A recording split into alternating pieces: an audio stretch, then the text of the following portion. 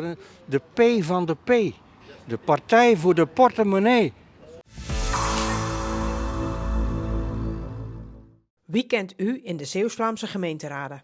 Zijn de gemeenteraadsleden eigenlijk wel bekend in hun gemeente? Omroep ZVL zocht het uit. Wie kent u? Ja, dit is nog een oud-leerling van mij.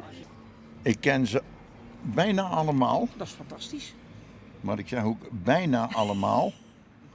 Maar ik zoek even degene, ja, ik heb ze gevonden. Paula, Ja? die heeft mijn voorkeur. Ja, Ja? Renate. Ja?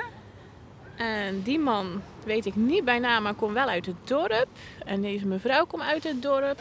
Wat is voor jullie nu straks een belangrijk onderwerp als het gaat om stemmen in deze gemeente? Inderdaad, de woongelegenheid en alles. Kijk, wij hebben het geluk gehad dat we inderdaad een paar jaar geleden wel nog een huis hebben kunnen kopen.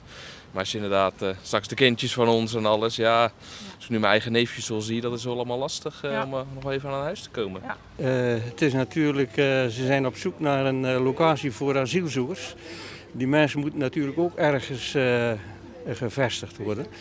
En ik hoop dat ze daar een goede oplossing voor vinden, zonder daar eigenlijk geweldig ruzie over te maken. Ook de onderwerpen zijn belangrijk, absoluut. Alleen, ik weet dat Paula haar stinkende best doet om in het belang van iedereen in te neuzen. En dan bedoel ik grote neuzen, om daar het best voor te hebben. Ja, dat vind ik lastig. Ik denk toch dat de persoon al iets in zijn hoofd heeft om daarop te stemmen. En mijn mening is, je wordt heel veel lekker gemaakt en uiteindelijk stem je en gaan er toch wel dingetjes anders.